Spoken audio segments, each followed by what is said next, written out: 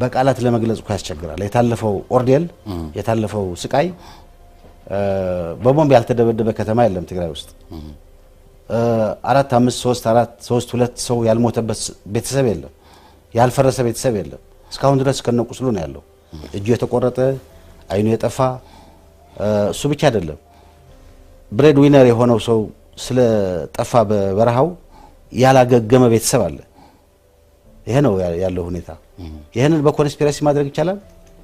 ይሄን መሸከም ይቻላል? የትግራይ ህዝብ ተጨቆነ፣ ከዚህ ጭቆና መውጣት አለበት አለ። እኔም ያን ይሉ ከነበሩት ወጣቶች አንዱ ነበርኩኝ። በረሃ ገባን። ተርፋለሁ ብዬ አላሰብኩም። ከነ ቤተሰቤ ነው የገባሁት። የተረፉት ተረፉ፣ የቀረነው መጣን። አገር እናስተካክላለን ብለን ያኔ በነበረን ዕውቀት ያኔ በምናውቀው መጠን ለመስራት ሞከር። ይሄ የህገ መንግስት ማቆም ቀደም ብሎ ከነበረው በተለየ ዲፓርቸር ሰፊ የህዝብ ተሳትፎ ያኔ በነበረን ኮንሰፕትና አስተሳሰብ በየቀበሌው እየወረን ሰውን አሰባስበን እንትን ለማድረግ የሞከርነው እኮ የታገልንለት ዓላማ ስር እንዲሰድ ዘላቂ የሆነ ሰላም በአገራችን እንዲመጣ ጥሩ ፖለቲካው ስርዓት እንዲመሰረት ይሄ ዘላቂ የሆነ ሰላምና ጥሩ ዲሞክራሲያዊ ስርዓት ደግሞ ፕሪኮንዲሽን ሆኖ ለኢኮኖሚያዊ እድገት በር እንዲከፍት በማሰብ ነው። እና ይሄ ነው እንትኑ ይሄ ካላሳመናቸው የተደረገው ዋጋ ካላሳመናቸው ኋላ ስልጣን ከተያዘ በኋላ ጥቂት ሰዎች ያደረጉትን ስህተት እንደ መነሻ አድርጎ በመውሰድ ድሮም ቢሆን እንደዚህ ነው የነበረው የሚሉ ሰዎች ካሉ ምንም ማድረግ አይቻልም። ከኤርትራ ጋር በተያያዘ ቀደም ሲልም እርሶም አንስተውልኛል ያለው ግንኙነትን አሁን በአንድ ሚዲያም ላይ የማላስታውሰው ሚዲያ ላይ ይመስለኛል ከኤርትራ ጋር ያለውን ጉዳይ ከመነሻው ጀምሮ እስከ መጨረሻው ብዙ ነገር ዕውቀት እንዳሉት ብዙ የሚያውቁት ነገር እንዳለ ጠቅሰው ግን መናገር ግን አልፈልግም በሚል ነገር ብዙ ጊዜም ሲነገር ሲቀባበሉት ሰምቻለሁና ለምንድን ነው መናገር ያልፈለጉት? እስቲ ለኔ ቢነግሩኝ ዛሬ። ምን መሰለ ይሄን የተናገርኩት ይመስለኛል ህዝብ ለህዝብ የሚባል አንድ ኢኒሺዬቲቭ ጀምረን ነበር። ያ ኢኒሺዬቲቭ ውስጥ ብዙ ስብሰባ ማድረግ ጀምረን ነበር። ይሄ በዶክተር አብይና በአቶ ኢሳያስ መካከል ስምምነት ከመጀመሩ በፊት መቀሌ ላይ በተደረገ ስብሰባ ምክንያቱ ምንድነው? ብዙ ሰው የተሰበሰበው ሐሳብ መስጠት ፈለኩኝ። በዛ ስብሰባ ላይ እኔም ማቀው ብዙ ነገር ነው። ምክንያቱም ጦርነቱን የተማጆር ሹም ሆኜ መርቻለሁ። እሱ ብቻ አይደለም። ከጦርነቱ በፊት የቦርደር የሚያጣራ ኮሚቴ ተብሎ ተቋቁሞ ከኢትዮጵያ 3 ሰዎች ከኤርትራ 3 ሰዎች ሲቋቋሙ ከ3ቱ በኢትዮጵያ ውስጥ ከነበሩት አንዱ ነኝ። ምክንያቱን ሁሉ አውቃለሁ። ግን ስለ ሰላም በምትናገርበት ወቅት ይሄን ነገር ያነሳ እከሌ ነው ወንጀለኛው እያልክ መናገር ለሰላሙ እንቅፋት መፍጠር ካልሆነ በስተቀር የሚጠቅመው ነገር የለም። ለታሪክ ይጠቅማል። ያኔም ያልኩት ለታሪክ ይጠቅማል። ታሪክ የምታጠኑ ሰዎች ስታረጉ እናነሳላችኋለን። ለአሁኑ ፐርፐዝ ግን ይሄ አይጠቅምም ነው ያልኩት። አሁንም እንደዛ አይነት አመለካከት ነው ያለው። ትክክል። ስለዚህ እኔም ተውኩት፣ ምክንያቱም ጥቅም ስለሌለው። ከዚሁ ጋር ተያይዞ እንግዲህ አሁን ባለው ሁኔታ የትግራይ ህዝብ አማራጭ የፖለቲካ ኃይል እንዲያገኝ እዛው በደንብ አላገዛችሁትም የሚልም አመለካከት የሚያራምዱ ሰሞኑን እንዲሁ ከዚሁ ከለውጡ ጋር ተያይዞ የሚጻፉ ብዙ ተረኮች አሉና እንደዚህ አይነትም ነገር አይቻለም። አላገዛችሁትም? ምን የፖለቲካ ፓርቲ አላቋቋማችሁም ነው ወይም አማራጭ የፖለቲካ ኃይል እንዲያገኝ? ምን መሰለ እንግዲህ ወደ ኢንዲቪጁዋል ሲመጣ ወደ እኔ ሲመጣ ለምሳሌ የፖለቲካ ፓርቲ አላቋቋማችሁም ከሆነ እኔ ከእንግዲህ በኋላ ሌላ የፖለቲካ ፓርቲ አቋቁም ይሄ ምናምን ፍላጎት የለኝም። ግን የትግራይ ህዝብ ራሱ የፈጠረው ድርጅት አለ፣ ቲፒኤልኤፍ ነው። ብዙ ዋጋ ከፍለውበታል። በሂደት ጥቂት መሪዎች የትግራይ ህዝብ ከቆመለት ዓላማና ከሚፈልገው ውጭ ወዳልሆነ መንገድ እየወሰዱት ነው የሚል አቋም አለኝ።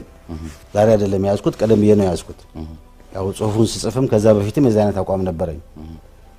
ይሄንን ለማሻሻል የምችለውን ያህል አደርጋለሁ። ከመሪዎቹም ጋር ስገናኝ እናገራለሁ። ትግራይ ውስጥ ወጣቶች ሳገኝ የሚሰሙኝ እና እናነጋግረህ የሚሉኝ ሲኖሩም ከነሱም ጋር እነጋገራለሁ። ሁለት አማራጭ ነው ያለው። አንዱ አማራጭ ቲፒኤልኤፍ ሪፎርም ማድረግ ነው። ሪፎርም ማድረግ ብዙ ሶሻል ካፒታል ያለው ድርጅት ስለሆነ ለወደፊት ለፖለቲካል ስራም የሚጠቅም ድርጅት ስለሆነ ቲፒኤልኤፍን ሪፎርም ማድረግ ነው። ሪፎርም ማድረግ ለቲፒኤልኤፍ እኔም በግልጽ በፓብሊክ መድረክ ተናግሬያለሁ። ሪፎርም መደረግ አለበት የሚል መሪዎቹ አዳዲስ መሪዎች መጥተው የተለየ ታሪኩን አስጠብቀው የተለየ ከወቅቱ ጋር የሚሄድ ዴሞክራቲክ የሆነ ኦርጋናይዜሽን እንዲሆን ማድረግ አለባቸው የሚል አቋም አለኝ። ይሄ ይታወቃል። ወጣቶችንም ይሄ እንዲያደርጉ ነው ኢንከሬጅ ማድረጋቸው። የመጀመሪያው ምርጫ ይሄ ነው። ይሄ ሳይሆን ሲቀር ደግሞ ወጣቶች ራሳቸው ኦልሬዲ በጣም እንትን ስለሆኑ አክቲቭ ስለሆኑ የራሳቸውን ምርጫ ይወስዳሉ ብዬ አስባለሁ። በእነሱ ምርጫ ላይ እኔና የኔ ትውልድ መስራት የሚገባውን ነገር ሰርቷል ብዬ አስባለሁ። እሺ ግን ሲፈልጉ ልናማክራቸው እንችላለን። ከዛ ውጭ ግን የነሱ ታስክ ነው። የቲፒኤልኤፍ ግን ቁመና ለዚህ ለሪፎርሙ አሁን እርሱ ላሰቡት ሐሳብ ቁመናው በዚህ ደረጃ ላይ ነው ወይ ይፈቅዳል ወይ?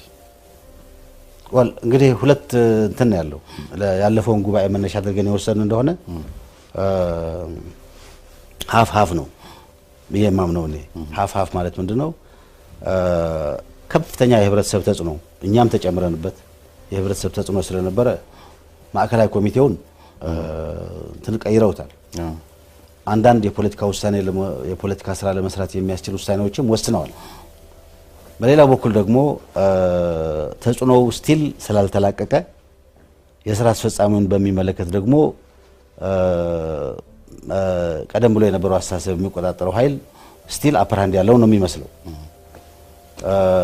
እንግዲህ የተሄደ ርቀት አለ ማለት ነው ለውጥን ከማምጣት አንፃር። የቀረ ነገር ደግሞ አለ ማለት ነው። ይሄ በሂደት እየተስተካከለ ለምሳሌ አሁን ያለው መሪ እና ቀደም ብሎ የነበረው መሪ ለየብቻ ናቸው። ቀደም ከደብረጽዮን በፊት የነበረው መሪ እኔን ለምሳሌ እንደግለሰብ ጠላት ነው ብሎ በፓብሊክ ቴሌቪዥን ወጥቶ ቅስቀሳ ሲያደርግ የነበረ ነው። አሁን ያለው መሪ ደግሞ ያነጋግረኛል፣ እነጋገራለሁ፣ እሄዳለሁ። በሐሳቤ ላይ ሊስማማ ይችላል። በምንስማማበት እንስማማለን፣ በማንስማማበት አንስማማም፣ ግን እንነጋገራለን። በራሱ እኮ ለንግግር በሩን መክፈት ለሪፎርም እኮ መዘጋጀትንም ነው የሚያመላክተው። እንደዛ ብዬ ነው የማስበው። ለዛ ነው እኮ ዲስቲንክሽኑን ያመጣውልህ። ለዛ ነው ከዚህ ቀደም እኛ ከሌላው በላይ በተለይ ያ ጽሁፍ ከተጻፈ በኋላ ከዛ በፊትም ያ ጽሁፍ ከተጻፈ በኋላም በየወረዳው በየምናምኑ መሪው ራሱ ቴሌቪዥን ፓብሊክ ቴሌቪዥን ላይ ወጥቶ ስማችንን እየጠራ የኔን ስም እየጠራ ጠላት ነው ብሎ አጅቴት አድርጓል። በየቀበሌውም እንደዛ ተንቀሳቅሰዋል። ብዙ የሰማቸው ሰው አልነበረም እንጂ አሁን ደግሞ በጋራ የጋራ መድረክ ሲኖርም እንሰበሰባለን። ለምሳሌ ሲቪል ሶሳይቲ የሚያደርጉት ስብሰባ ላይ አሁን ያለው ፕሬዚደንት እና እኔ እና ሌሎችም እንደኔ የመሰሉ ይሰበሰባሉ። አንዳንዴ ቴሌቪዥኑም ይጠራናል። በቀደም ለምሳሌ የትግራይ ቴሌቪዥን ትንሽ ኢንተርቪው አደረጉኝ። ከዚህ ቀደም ታስቦ አያውቅም፣ ተደርጎ አይታወቅም። ኢንተርቪው ለማድረግ ብቻ ሳይሆን እኛ የምናገረው ነገር እንዳይደርስ ነው ሲፈለግ የነበረው። በር አለ እየተከፈተ ነው ብዬ ነው የማስበው። ገፍታችሁ መሄድ ደግሞ እናንተ ኃላፊነት ነው። በዚህ ደረጃ ዝግጁነት ካለ አሁን እስከነ ችግሩ ቢሆን ሳትከፉ እንደው እንትኑም ቢኖር በደንብ ግብዣውን ባይመጣ ሀገሪቷ ካለችበት ሁኔታ አኳያ እንግዲህ እናንተም ትልቅ ጥረት ይጠይቃልና በርቱ ለማለት ነው። ከዚያ ባሻገር 2017 ላይ ደግሞ ይመስለኛል በዚህ በአስቸኳይ ጊዜ አዋጅ ውስጥም ሆነን የውጭ ጉዳይና የደህንነት ፖሊሲን በተመለከተ አንድ ቃለ ምልልስ መጣጥፍ አዘጋጅተው ነበረ እና ከህገ መንግስቱ በታች የፖሊሲዎች ቁንጮ የሆነውን የውጭ ጉዳይና የደህንነት ፖሊሲ በአግባቡ ተቀርጾ ይህንን ደግሞ በቋሚነት የሚሰራ አስፈጻሚ አካል ማደራጀት ዋነኛው የኢትዮጵያን የፖለቲካ ችግር የሚፈታ መሆኑን ጠቅሷል። ልክ ነኝ? ልክ ከሆንኩ እዚህ ላይ በእርግጥ ነበር ወይ የውጭ ጉዳይ እና የደህንነት ፖሊሲ ችግር ነው ወይ ለዚያ ሁሉ አመጽ መነሻ የሆነው? በአጠቃላይ ዲሞክራሲያዊ ስርዓቱ ከፍትሃዊ ተጠቃሚነት ከሰብአዊ መብት ከመሳሰሉት ጋር የተያዙት ናቸውና አንጎል ተወጡት። ይሄን ሲሉ ምን ለማለት ፈልገው ነው ወይስ ማንን ለማደናገር ነው ሲሉ በርካቶች ይህን ጽሁፍ የተቹባቸውን አግባቦች አይቻለሁ። ስለዚህ ይህን ቢያጠሩ ደግሞ ጥሩ ነው። አንድ ነገር ለማደናገር የምፈልገው ሰው የለም። ሁለተኛ በአዲስ ዘመን የወጣው ኢንተርቪውና ኋላ ያወጣው ጽሁፍ ሰፊ ልዩነት አላቸው። በአዲስ ዘመን የወጣው ጽሁፍ ኢንተርቪው ነው። የጠያቄው የጠየቀኝን መልስ ነው የሰጠሁት። ያም ሆኖ ሁሉ አልወጣም፣ ተቆራርጦ ነው የወጣው። እሱ ተቆራርጦ በመውጣቱ የተሟላ ጽሁፍ አውጥቻለሁ። ያን ቢመለከት አንዱ ይሄ ነው። ሁለተኛው ምንድነው ዋናው የሀገራችን ችግር አሁን ካነሳው አይቀር ዋናው ችግር በቀደም ለምሳሌ መቀሌ ላይ በተደረገው ስብሰባ አንስቻለሁ። ሁሉ እዛ መጀመሪያ ጽሁፍም ላይ አንስቻለሁ። ሀገራችን ውስጥ ያለው የዲሞክራሲያዊ ስርዓት ኢንስቲቱሽናላይዝድ በሆነ መንገድ አለመገንባት ነው። ትልቁ ችግር ይሄ ነው ብዬ ነው የማምነው። ከኮንስቲቱሽኑ ቀጥሎ ያለ ትልቅ ፖሊሲ ነው ስል ኮንስቲቱሽኑ ይሄኛውን ጉዳይ ይሄ ዲሞክራሲን ኢንስቲቱሽናላይዝ የማድረግ ጉዳይ ይሸፍነዋል ብዬ ስላሰብኩ ነው። በጽሁፍም ላይ በግልጽ አስቀምጫለሁ። ከኮንስቲቱሽን ቀጥሎ ያለ ነገር ነው ብያለሁ። የሀገራችን ኮንስቲቱሽን ኢንሄረንት ባህሪው ዲሞክራቲክ መሆን ነው። ሰብአዊና ዲሞክራሲያዊ መብቶችን ማስከበር፣ የስልጣን ክፍፍል በፌደራል መንግስትም እንዲኖር ማድረግ፣ የስልጣን ክፍፍል በክልሎችም እንዲኖር ማድረግ፣ ክልሎች የማይችሉትን የስልጣን የውሳኔ አሰጣጥ ስለሆነ ለማዕከል የሰጡት የሚችሉትን ያህል ራሳቸው እያጠፉም ቢሆን ራሱ ህዝቡ እስከሚመርጣቸውና እስከሚያወርዳቸው ድረስ ራሳቸውን በራሳቸው ማስተዳደር ይገባቸው ነበር። ይሄን አለማድረጉ ነው ኮንስቲቱሽኑ ይሄን እየጠየቀ ያለ። ይሄን አለማድረጉ ነው ትልቁ ችግራችን ብዬ ነው ማምነው። ከዛ ቀጥሎ ግን የውጭ ጉዳይና የሀገር ደህንነት ጉዳይ በሚመለከት አንድ ስብሰባ ተዘጋጀ። ሪቫይዝ አቶ ኃይለ ማርያም እያለ ይሄ ሪቫይዝ ሊሆን ነው ተባለ እና ሳምሃው እኔም ተጠራሁ ስብሰባው። ሐሳቤን አቀረብኩ። ሐሳቤን በማቀርብበት ወቅት ሁለት መሰረታዊ ነገሮችን ነው ያነሳሁት። ሶስት ነገሮች አክቹአሊ። አንደኛው ይዘቱ ነው፣ ሁለተኛው ያወጣጥ ሂደቱ ነው፣ ሶስተኛው ደግሞ ማኔጅመንቱ ነው። የሀገር የውጭ ጉዳይና የሀገር ደህንነት ፖሊሲ በሚመለከት እነዚህ ሶስት ነገሮች ሲያሟላ የሀገር የፖለቲካ ችግር መፍታት ላይ፣ የሀገር ደህንነት ማስጠበቅ ላይ፣ ስታቢሊቲ ማስጠበቅ ላይ ትልቅ ተራ ይኖረዋል። ከኮንስቲቱሽኑ ቀጥሎ ኮንስቲቱሽኑ አይተካም። ከኮንስቲቱሽኑ ቀጥሎ ትልቅ ተራ ይኖረዋል። የሱን ያህል ተራ ያለው ሌላ ፖሊሲ የለም። ኔክስት ዘ ኮንስቲቱሽን ኢኮኖሚክ ፖሊሲ፣ የሶሻል ፖሊሲ ምናምን የሚባሉ ስላሉ ይሄ ካልሆነ ደግሞ ለጥፋት ምክንያት ይሆናል ነው አርጊመንቱ። ይሄ ያልኩበት ዋናው ምክንያት ደግሞ የሀገር ናሽናል ሴኩሪቲ ፖሊሲ በሚቀረጽበት ወቅት አንዱ ሰንትራል ኤሌመንት ይዘቱን የሚወስነው ሰንትራል ኤሌመንት ይዘቱን የሚወስኑ ነገሮች አሉ። ይዘቱን የሚወስነው አንዱ ኮንስቲቱሽኑ ነው። ሁለተኛው ናሽናል ኢንተረስት ነው። ናሽናል ኢንተረስት በሚነሳበት ወቅት የማንን ኢንተረስት ነው የምትጠብቀው የሚል ጥያቄ ይነሳል። አንድ ሀገራችን በመሰለው ሁኔታ የትግሬን ኢንተረስት ነው የምትጠብቀው፣ የአማራን ነው፣ የኦሮሞን ነው የሚል ነገር ሊነሳ ይችላል ማለት ነው። ይሄ ናሽናል ኢንተረስት የሚባለው በሰፊ ፓርቲሲፓተሪ በሆነ ዲቤት ሁላችንንም የሚጠምሩ ናሽናል ኢንተረስቶች ተለይተው መውጣት አለባቸው ከሚል ነው የሚነሳው። ለምሳሌ የቀይ ባህር ተጠቃሚነት የሁላችን ኢንተረስት የሚጠብቅ ነው ከተባለ ተነጥሮ ይወጣል። ህገ መንግስቱ ማክበር የሁላችን ኢንተረስት የሚያሟላ ነው ከተባለ እንደ ናሽናል ኢንተረስት ተነጥሮ ይወጣል። ሴኩሪቲ አካላቱ እንዴት እንደሚዋቀሩ ይዘረዝራል ጽሁፉ እና ይሄ የናሽናል ኢንተረስት አይደንቲፊኬሽን እና በናሽናል ኢንተረስት ላይ ኮንሰንሰስ መድረስ የሀገራችን የፖለቲካ ችግር አይፈታም የሚለኝ ሰው ካለ ምንም ማለት አልችልም። ኢሴንሱ ግን ይሄ ነው። ኢሴንሱ እሱ ነው። እኔ ግን ምን ተረዳውኝ ያኛው ጽሁፍ 2016 ላይ ነው የወጣው፣ ይሄ ደግሞ 2017 ላይ ነው። ቀደም ሲል ያነሳ ነው ጽሁፍ ከሶስቱ ቢሆነኝ እይታዎች ውስጥ ሁለተኛው የመከሰት እድሉ በጣም እየጨመረቦት የመጣበት ወቅት ላይ ነበሩ ብዬ ነው የወሰድኩትና እሱንም አስበው ነበር በዛ ወቅት አይደል ማለት ይሄው ሁለተኛውን ነገር መጥቶ እንግዲህ ኢህአዴግ የመጀመሪያው ማለት ነው የውጭ እጅ የሚለው የመከሰት እድሉ አነስተኛ ነው ብለው ያሰቡት ነገር የመከሰት እድሉ እየሰፋቦት የመጣበት ሰዓት አድርገው አንደኛ እየሰፋ ትንሽ ምልክቶች ያየ ሄድኩኝ። እንግዲህ ከመንግስት ውጭ ያለ ስትራክቸርድ የሆነ ኢንፎርሜሽን የማይደርሰው ሰው ኢንተለጀንስ የማይደርሰው ሰው ከፓብሊክ የሚያገኘው ኢንፎርሜሽን ተነስቶ የሚደርስበት ያህል ድምዳሜ ደርሻለሁ። የውጭ እጅ ሊመጣብን ይችላል የሚል ነገር ያየሁ መጥቻለሁ። በተለይ አንደኛ ይሄ ነው። ሁለተኛው ግን መንግስት ራሱ ዲማንድ አደረገ። ታስታውስ እንደሆን አቶ ኃይለ ማርያም ሁመራ ላይ ሄደና የብሔራዊ ደህንነት ፖሊሲያችን ሪቫይዝድ ይሆናል አለ። እዚህ መጥቶ ደግሞ የናሽናል ሴኩሪቲ ፖሊሲ ሪቫይዝድ እንዲሆን ተፈልጓል ተብሎ የኢህአዴግ ባለስልጣናት ስብሰባ ጠሩ። እኔ ስብሰባ እነሱ አልጠሩኝም። ኢንተር አፍሪካ የሚባል አቶ አብዱል መሐመድ የሚባል ጓደኛዬ እሱ ሪሶርስ ሰዎች አምጣ ተባለና ከሪሶርስ ሰዎች አንዱን አድርጎ ይዞኝ ገባ። እዛ ስብሰባ ላይ ገባን። መወያየት ጀመር። መወያየት ስንጀምር በውይይቱ ትልቁ ነገር የሆነው ሪቫይዝድ ይሆናል የተባለው ናሽናል ሴኩሪቲ ፖሊሲ እሱን ማሞካሸት ሆነ። በአፍሪካ ውስጥ እንደዚህ አይነት ታይቶ አይታወቅም፣ እንደዚህ ነው የነበረው ሆነ። እኔ ባለፈው የናሽናል ሴኩሪቲ ፖሊሲ ሲወጣ አወጣጡ ላይ እዛ ከነበሩት ከማንኛቸውም ሰው በላይ ቅርበት ነበረኝ። ግን ስለዛ መናገር አልፈለኩም። ለመታገስ ፈልጌ ነበር። ኋላ የበዛ ሲሄድ ግን አልቻልኩም፣ መናገር ጀመርኩኝ። አይ ከእንግዲህ በኋላ የሚወጣው የናሽናል ሴኩሪቲ ፖሊሲም አንደኛ ይዘቱ፣ ሁለተኛ ሂደቱ አወጣጡ፣ ሶስተኛ ደግሞ ማኔጅ አደራረጉ እንደ ባለፈው የሚሆን ከሆነ ዲዛስተር ነው የሚል ሀሳብ ሰጠው በቃል። በዚህ መንገድ ጭቅጭቅ ተነሳ እዛ ከነበሩት ትላልቅ ኃላፊዎች ጋር ኢንክሉዲንግ ከአቦይ ስብሐት ጋር። ከዛ በኋላ አንዳንዶቹም ትንሽ ቻሌንጅ የማድረግ ነገር ለምን ታዲያ የተሻለ ሀሳብ ካለ ለምን አታወጣ ምናምን አይነት ነገር አነሱ። ሰዋይ የሚታየኝን አጻፍኩኝ አወጣሁ።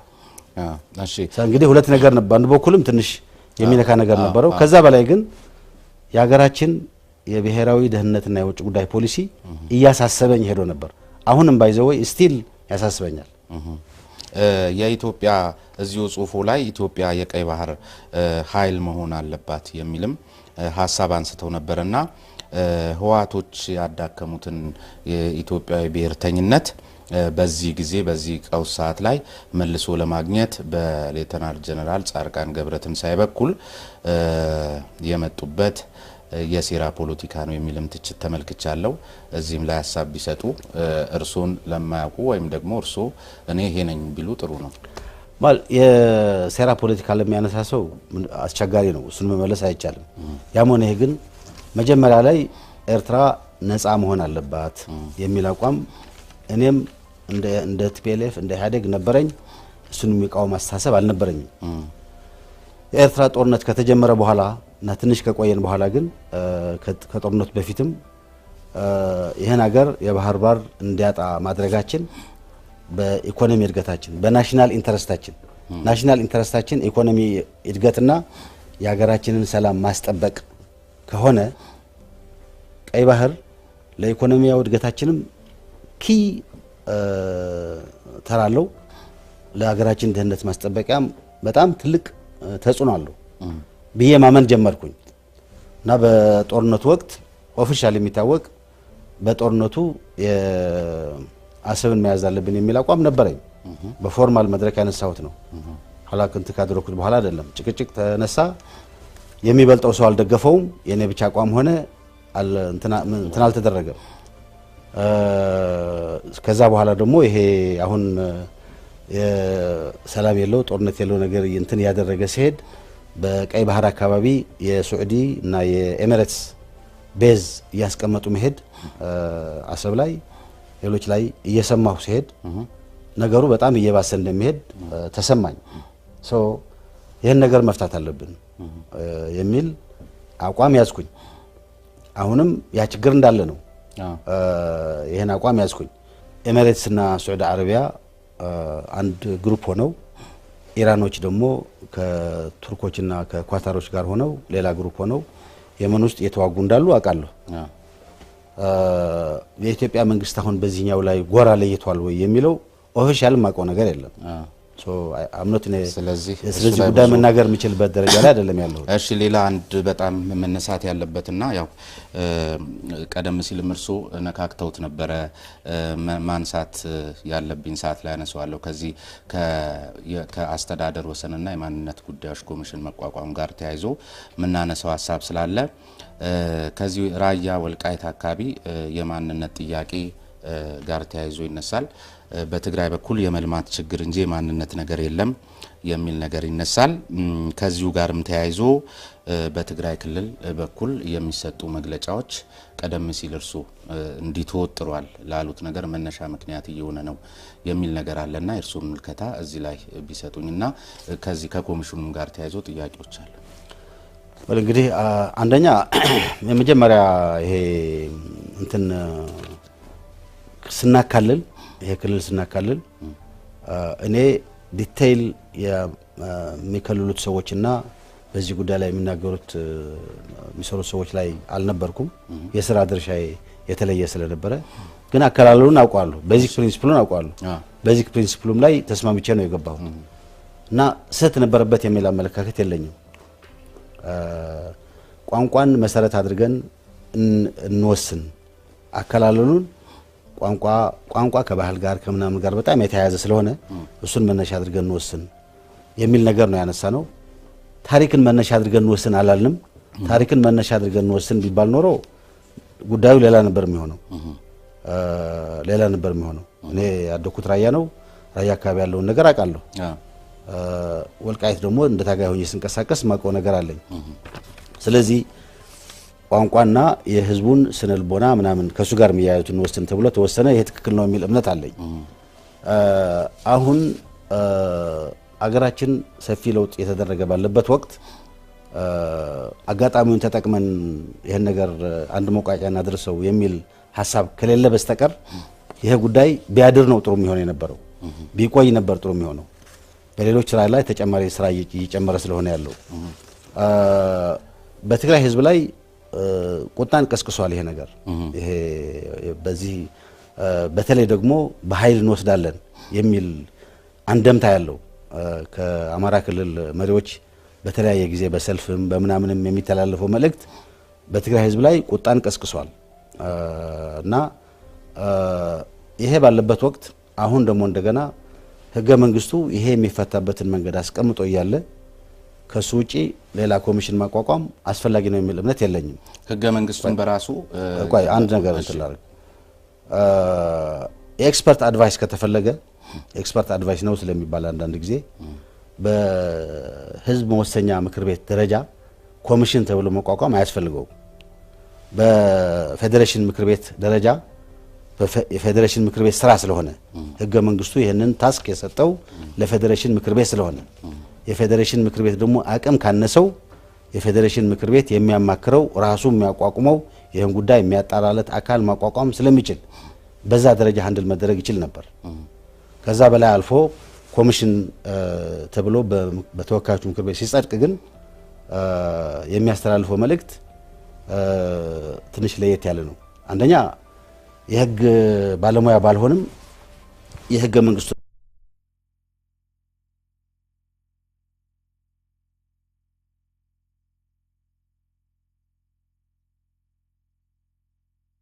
ከተለኝ እሺ እንደው ተደራራቢ ነገሮችን ነገሩኝ። እኔም ተደራራቢ ጥያቄዎች አነሳለሁ። ሲጀመር የመልማት ጥያቄ ነው ወይስ የማንነት ጥያቄ ነው ከዛ አካባቢ የሚነሳው?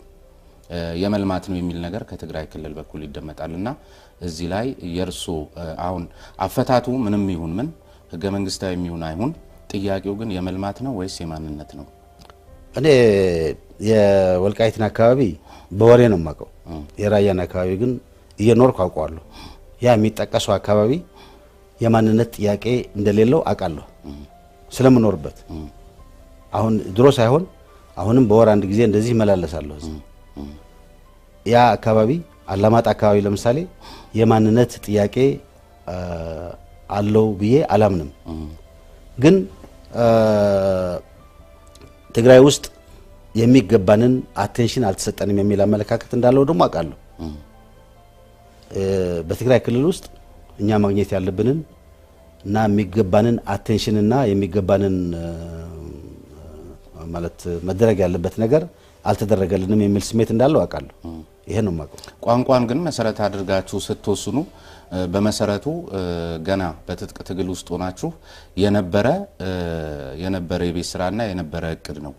ቋንቋ በራሱ በእኛና በእነርሱ የፖለቲካ ስሌት ውስጥ ራሱን የቻለ ሚና ቢኖረውም ነገር ግን የአንድን ህዝብ ማንነት ሊገልጽ በማይችልበት ደረጃ ውስጥ የአንድን ህዝብ ማንነት ሊገልጹ የሚችሉ ሌሎች ቀደም ሲል እርሱ ያሏቸውን ነገሮች ታሳቢ አድርጋችሁ መወሰን ስትችሉ ቲፒኤልኤፍ በነበረው የበላይነት ተነሳስቶ ቋንቋን መሰረት ብቻ አድርጎ በትጥቅ ትግል ውስጥ ሆኖ ወይም በበረሃ ሳለ ያቀደውን እቅድ ማሳካት በሚያስችለው መልክ የነደፈው ስልት ነው። ይሄ ትክክል አይደለም ማለት ለምሳሌ አቶ ያሬድ ጥበቡ እንደዚህ ብለው ጽፎ ይከራከራሉ። ማን? አቶ ያሬድ ጥበቡ የኢህዴን መስራች። ያሬድን አውቀዋለሁ።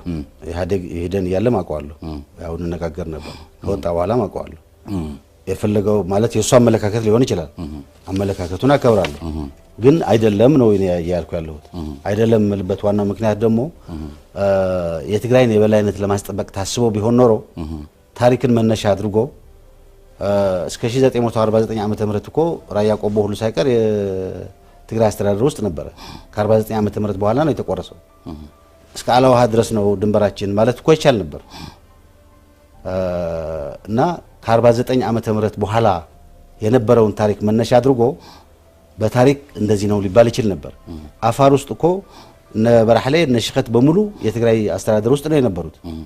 እነሱን የትግራይ አስተዳደር ስለነበሩ እነሱን እኛ ጋር እናስቀምጥ እኮ አላልንም። እና አሁን የሚባለው ማለት እንትን ነገሩን ለማባባስ ሲፈልግ የሚነሱ ነገሮች ይኖራሉ። እነሱን መነሻ አድርጎ ማየት ያስቸግራል። መነሻው ያልኩት ነው የነበረው።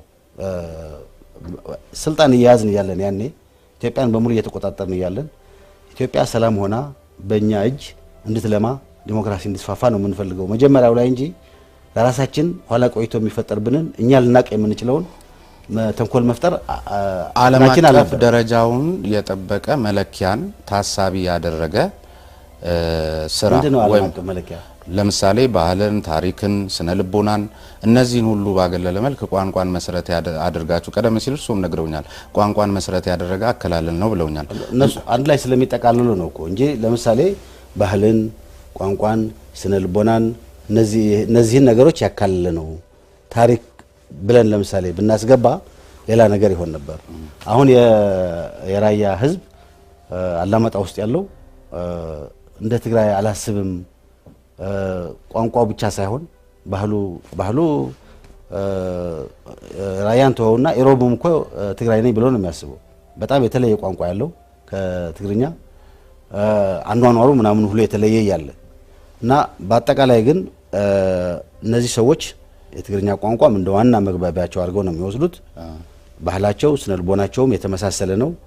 ስለዚህ ይሄ እስከሚወስደን ርቀት ድረስ እንሂድ፣ እሱ ሲያቆም ደግሞ እናቆም ብለን ነው የገባ ነው። በዚህ መሰረት ነው የሰራ ነው። ይሄ እንግዲህ ያኔ አንድ መታወቅ ያለበት ነገር ምንድነው? አሁንም ተመልሼ ሳስበው ሌላ አማራጭ ነበረን ብዬ አላስብም። ግን ያኔ ደግሞ እንደገና አሁን ካለን የባሰ እውቀት ነው የነበረን ማለት ስለ ዓለም አቀፍ ሁኔታ ስለ ሀገር አከላለል የነበረን ልምድ የነበረን እውቀት አነስተኛ ነው። ያኔ የነበረን ትልቁ ነገር ኦነስቲ የመሆን ነገር ብቻ ነው። ያ ኦነስቲ ገፍቶን ነው እዛ ላይ የቆም ነው። ከዛ በላይ እንትናለ ነገር ግን ኮሚሽኑ አሁን የተቋቋመው ኮሚሽን ወይም ደግሞ በፌዴሬሽን ምክር ቤት ብቻ ሃንድል ማድረግ ይቻል ነበር ብለው እርሶ ያነሱት ነገር ላይ የፌዴሬሽን ምክር ቤትን ስልጣን እንደማይጋፋ እንደዚሁ ደግሞ ለለውጡ መቀልበስ እንደ ዋነኛ ስጋት ከሚጠቀሱት መካከል ከዚህ ከወሰንና ከማንነት ጉዳዮች ጋር የተያዙ ስለሆኑ ኮሚሽኑ ህገ መንግስቱን በማይሸራርፍ መልኩ ግብዓት የሚሆኑት ለፌዴሬሽን ምክር ቤት ኮሚሽኑ ራሱ ውሳኔ ሰጪ አይደለም።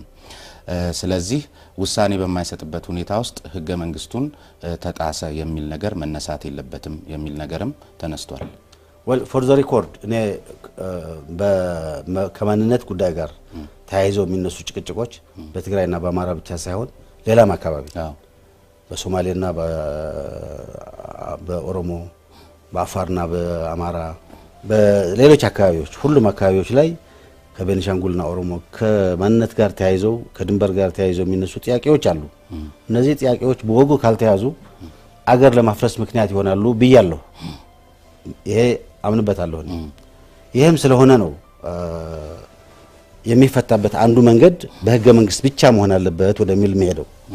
በህገ መንግስቱ ብቻ ካልሆነ ሌላ ተጨማሪ ኢንስትሩመንት የሚገባበት ከሆነ ኦሬዲ አገር ሊያፈርስ የተቃረበ አጀንዳ እንደገና እሱን ለማባባስ ምክንያት ነው የሚሆነው ብዬ ነው ማምነው። እንግዲህ ይሄ ኮሚሽን ሐሳብ ሰጪ ነው ምናምን ነው የሚል ነገር ተነስቷል። የኔ አመለካከት ትግራይ ውስጥ ያለው አመለካከት እስከማቀው ድረስ ያስ ከሆነ ይሄ ስልጣን የፌዴሬሽን ምክር ቤት ስልጣን ስለሆነ በማንነት ጉዳይ ላይ በክልሎች ላይ የሚነሳውን ጉዳይ ፋይናል አርቢተር የሆነው የፌዴሬሽን ምክር ቤት ስለሆነ በሱ ስር የሱ የጎደለውን ነገር የሚያሟላ ነገር አስቀምጦ አሁን የተሰጠውን ያህል ሚዛን ሳይሰጥ መስራት ይቻል ነበር። ባይሆን ቢያደርሽ ያል ነበር። በመንግስት ደረጃ ቆዩ፣ ይሄን ጉዳይ አሁን ሌሎች ችግሮች አሉብን እናሳድረው እንችላለን፣ በነበራችሁበት ቆዩ፣ ሌላ ነገር አታድርጉ ሊባል ይችል ነበር። ኋላ ነገር ሲረግብ ሌሎች ችግሮች ሲፈቱ ሊፈታ ሊነሳ ይችል ነበር። ያ ሳይሆን ከቀረ ደግሞ በህገ መንግስቱ ብቻ ስትሪክትሊ መሄድ አለበት። ይሄ ካልሆነ ግን ይሄ ኮሚሽን በተወካዮች ምክር ቤት ነው የጸደቀው። የተወካዮች ምክር ቤት በጣም ትልቅ ስልጣን ያለው ነው። አካላት ማቆም ማፍረስ የሚችል ነው።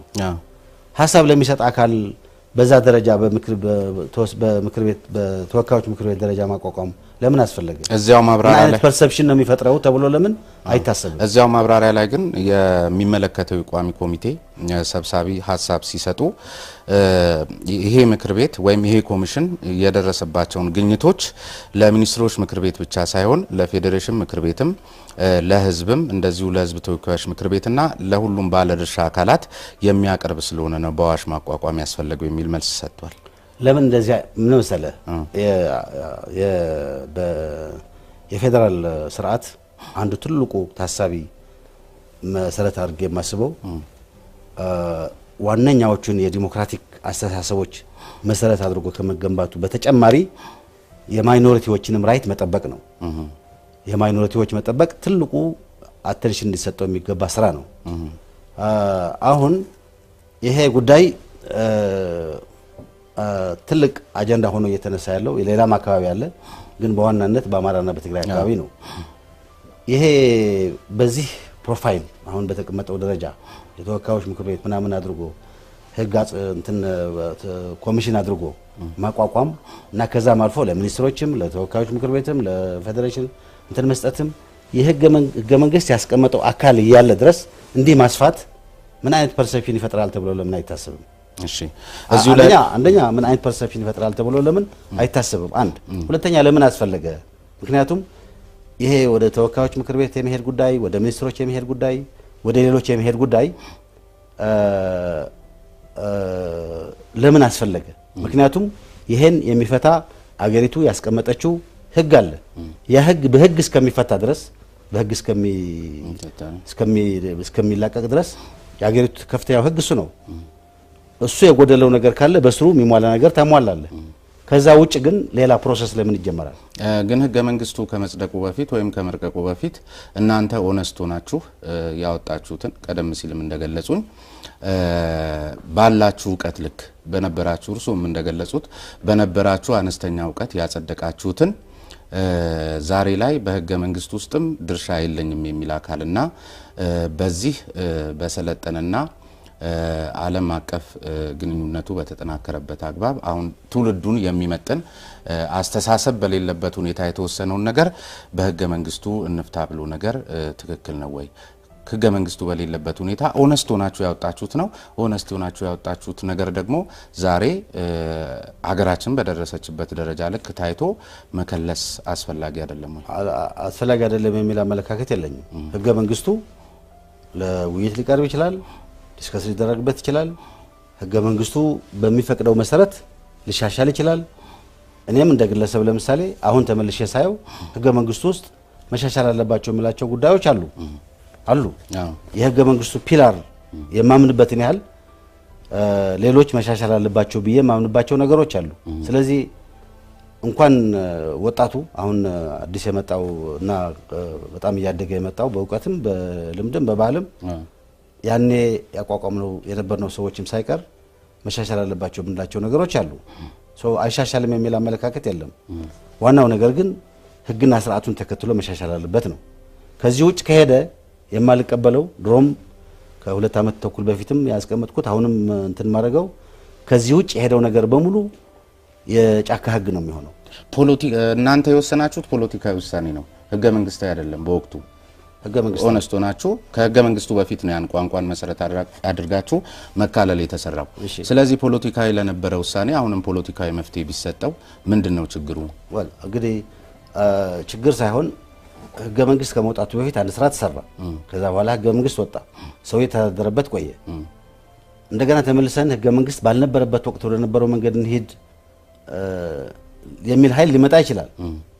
ግን ኢኳሊ አይ አንተ በዚህ መንገድ የምትሄድ ከሆነ እኔም ግዳውስ ይችል መንገድ እንድትከተል አልፈቅድልህም የሚል ኃይል ይመጣል። እየመጣ ነው ያለው። ይሄ ነው።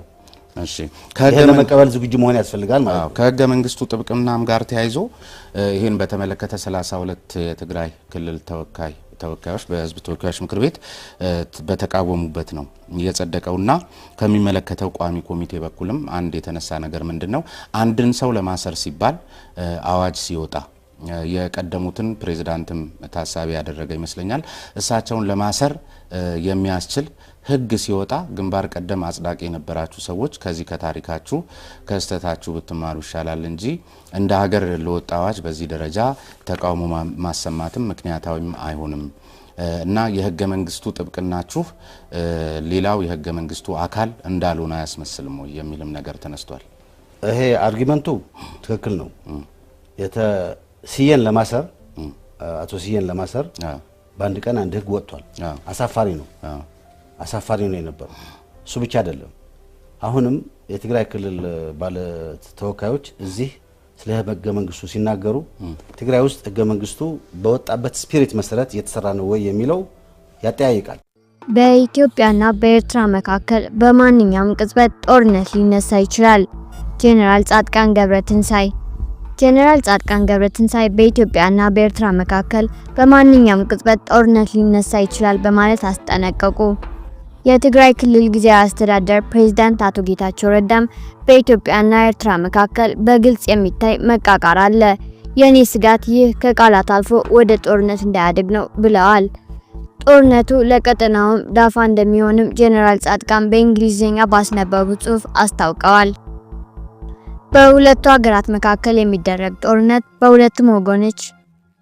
በሁለቱም ወገኖች እንደሚባለው አጭርና ወሳኝ እንደማይሆን የገለጹት ጄኔራል ጻድቃን ለቀጠናው አውዳሚ እንደሚሆን ጠቅሰዋል። ጦርነቱ ሲያከትም አሁን የምናውቀው የሀገሪቱ ጂኦግራፊ ይለወጣል፣ በአፍሪካ ቀንድና ከቀይ ባህር አሻግሮም ጉልህ የፖለቲካ አስተላለፍ ለውጥ ያስከትላል ብለዋል። በትግራይ ጊዜያዊ አስተዳደር ውስጥ በምክትል ፕሬዝዳንት ማዕረግ ያልተማከለ አስተዳደርና ዴሞክራታይዜሽን ካቢኔ ሴክሬታሪያት ኃላፊ የሆኑት ሌተናንት ጄኔራል ጻድቃን ገብረትንሳኤ በኢትዮጵያና በኤርትራ መካከል የሚቀሰቀሰው ጦርነት የሱዳንና የቀይ ባህር ደህንነት ላይ በቀጥታ ተጽዕኖ ያሳድራል ብለዋል። በጦርነቱ ማዕከላዊ የምትሆነው በደንብ የሰለጠነና ልምድ ያካበተ ከፍተኛ የወታደር ቁጥር ያላት ትግራይ ናት ሲሉም አክለዋል። በኢትዮጵያና በኤርትራ መካከል ያለው ግንኙነት መሻከር ከጊዜ ወደ ጊዜ እየተባባሰ መጥቶ በቅርብ ሳምንታት ውስጥ የግጭት ስጋት እንዳለ ከተለያየ አቅጣጫ ሲሰማ ቆይቷል። በተለይም የቀድሞው የኢትዮጵያ ፕሬዝዳንት ዶክተር ሙላቱ ተሾመ በአልጀዚራ ላይ ያስነበቡት የኤርትራውን ፕሬዝዳንት ኢሳያስ አፈወርቂ በቀጠናው ለሚፈጠር ተጠያቂ የሚያደርግ ጽሑፍን ተከትሎ በሁለቱ ሀገራት መካከል ያለው መካረር ተባብሷል። የኤርትራው የማስታወቂያ ሚኒስትር አቶ የማነ ገብረ መስቀል ለዚህ ጽሑፍ ምላሽ ኢትዮጵያ ኤርትራን እየተነኮሰች እንደሆነ የሚከስ ጽሑፍ በኤክስ ገጻቸው ሰጥተዋል። ከፕሪቶሪያ ስምምነት በኋላ በኢትዮጵያና በኤርትራ መካከል ያለው ግንኙነት እንደሻከረ ጠቋሚ ምልክቶች ቢኖሩም ከሁለቱም ሀገራት በኩል በይፋ የተባለ ነገር አልነበረም። በሰሜን ኢትዮጵያው ጦርነት የኤርትራ ጦር ከኢትዮጵያ ፌዴራል መንግስት ጎን መሰለፉ አይዘነጋም። ዝግጅቱ የመጨረሻው ደረጃ ላይ ነው። ለጦርነት የሚደረገው ዝግጅት አንዳች ደረጃ ላይ ከደረሰ በኋላ ወደ ኋላ መመለስ ይከብዳል ብለዋል። እየመጣ ባለው ጦርነት ምክንያት ትግራይ ከአካባቢያዊ ፖለቲካ፣ ታሪክና ባህል አንጻር ስጋት ውስጥ እንደሆነች የተናገሩት ጄኔራል ጻድቃን የኔ ምርጫ ትግራይ ለሰላም ጥሪ እንድታደርግ ነው፣ ብዙ ተሰቃይተናል ብለዋል።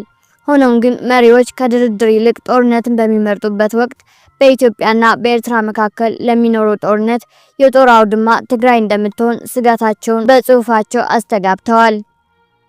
ትግራይ በአፍሪካ ቀንድ ባላት ቦታ እንዲሁም ከአማራና አፋር ክልሎች ጋር አዋሳኝ መሆኗ ለሌሎች ሰዎች ጦርነት አስፈላጊ ያደርጋታል ብለዋል። የትግራይ ክልል ጊዜያዊ አስተዳደር ፕሬዝዳንት አቶ ጌታቸው አሁን ያለው ሁኔታ ወደ ጦርነት እንዳያድግ ማለታችን ብቻ ጦርነትን ስለማያስቀር ትግራይ አስፈላጊ ወዳልሆነ ጦርነት ሳትፈልግ እንድትገባ ማድረግ እንደሚያስፈልግ ገልጸዋል። ለጊዜው አቅማችን የሚፈቅደው ይህን ነው የሚል እምነት አለኝ ብለዋል አቶ ጌታቸው። ከ2 ዓመት በፊት ከኤርትራ ጋር ግንኙነት ተጀምሮ እንደነበር የጠቀሱት የጊዜያዊ አስተዳደር ፕሬዝዳንቱ እስከ ባለፈው ዓመት ነሐሴ ድረስ ግንኙነቱ ጥሩ እንደነበር ጠቅሰዋል። በዚህ ግንኙነት ግን ከእገሌ አንጻር የሚል ግንኙነት የመፍጠር ፍላጎት የለኝም። የኤርትራ መንግስት ከነሙሉ ጥፋቱ በትግራይ ህዝብ ላይ ከፈጸመው ሁሉንም አይነት ጥፋት ጋር ሰላም የመፍጠር ፍላጎት አለን ብለዋል። የኤርትራ መንግስትን የወራሪነት ባህሪ አስተውያለሁ፣ እንደ ኢትዮጵያና ሱዳን ያሉ ሀገራትን እንደ መጠቀሚያ ያደርጋል ያሉት ጄኔራል ጻድቃን የኤርትራ መንግስት ፍላጎት እንደ እስራኤል አይበገሬ፣ እንደ ሲንጋፖር የበለጸገ፣ እንደ ዴንማርክ ጤናማ መሆን ሲል ገልጸውታል። ይህንን ፍላጎት ኤርትራ ባላት ሀብት ከማሳካት ይልቅ ከመረብ ወንዝ በስተደቡብ ካሉ ወንድሞች ጋር ግጭት ውስጥ በመግባት ለማሳካት ይሞክራሉ ሲሉ ፕሬዝዳንት ኢሳያስን ከሰዋል። ኢሳያስና ተከታዮቹ ለህልማቸው ዋነኛ መሰናክል ትግራይ ናት። ከዚህ ቀደም በነበረው ጦርነት የትግራይን ህዝብ ለማጥፋት ሞክረዋል። ትግራይ አሁንም የህልውና አደጋ ውስጥ ናት ሲሉም አክለዋል። በትግራይ አመራሮች መካከል ያለውን ክፍፍል የጠቀሱት ጄኔራል ጻድቃን ከቀደመና ከአሁኑም ወንጀላቸው ተጠያቂነት ለማምለጥ ከኤርትራ ጋር መወገን የሚመርጡ የትግራይ ልጆች አሉ ሲሉም ተናግረዋል። በህወሓት አመራሮች መካከል ያለው ክፍፍል በቀጠለበት ሁኔታ ውስጥ ነው ኢትዮጵያና ኤርትራ ወደ ጦርነት ሊያመሩ እንደሚችሉ መሰማት የተጀመረው። ጄኔራል ጻድቃንም ይህንን የህወሓት ክፍፍል በመጥቀስ ከፕሬዝዳንት ኢሳያስ ጋር በመወገን አብይ አህመድን ከስልጣን ለመገልበጥ የሚፈልጉ መኖራቸውን ጠቁመዋል። የትግራይ ክልል ጊዜያዊ አስተዳደር ፕሬዝዳንት አቶ ጌታቸው በበኩላቸው አሁን ያለው ፍላጎት ግን እገሌ ማለት አልፈልግም፣ ከኤርትራ ጋር የተገናኙ እንዳሉ አውቃለሁ ሲሉ ተናግረዋል። አያይዘውም በግል ነው በተደራጀ መልኩ የሚለውን ለጊዜው ትተን አሁን ሁሉም የሚፎክርበት ሁኔታ ነው ያለው። ስርዓት ያለው ነገር እየተፈጠረ ስላልሆነ ከፋኖ ጋር ከእገሌ ጋር ግንኙነት ጀምሬያለሁ የሚል ብዙ ነው ብለዋል። ጊዜያዊ አስተዳደሩ ከፌዴራል መንግስት ጋር ያለው ግንኙነት ተፈናቃዮችን መመለስ የሚመለከት ነው ያሉት አቶ ጌታቸው ኤርትራ ማጥቃት የሚል አጀንዳ ማንሳት አልችልም፣ ግን የማይቀር ነገር አለ። የኢትዮጵያና የኤርትራ መንግስት ግጭት ውስጥ ከገቡ በጸሎት ብቻ እንደማንድን አውቃለሁ ሲሉ አክለዋል። ዓለም አቀፉ ማህበረሰብ ትኩረቱ በዩክሬን በመካከለኛው ምስራቅና ዴሞክራቲክ ሪፐብሊክ ኮንጎ ላይ በሆነበት ወቅት የሚነሳው ጦርነት የሚያስከትለው ጉዳት ከፍተኛ እንደሚሆን ጄኔራል ጻድቃን ተናግረዋል። የጦርነቱን ውጤት የሚወስነው እንደ ዩናይትድ አረብ ኤሚሬትስ፣ ሳዑዲ አረቢያ፣ ኢራን፣ ግብጽና ቱርክ ባሉ ሀገራት እንደሚሆኑም በጽሁፋቸው ጠቅሰዋል። የትግራይ ክልል ጊዜያዊ አስተዳደር አቋም የፕሪቶሪያ ስምምነትን ማስጠበቅ መሆኑን ጄኔራል ጻድቃን ገልጸው ስምምነቱ አደጋ ውስጥ በመውደቁ የኢትዮጵያ መንግስትና ዓለም አቀፉ ማህበረሰብ ጣልቃ ገብቶ ሌላ አውዳሚ ጦርነት ያስቁም ሲሉ አሳስበዋል።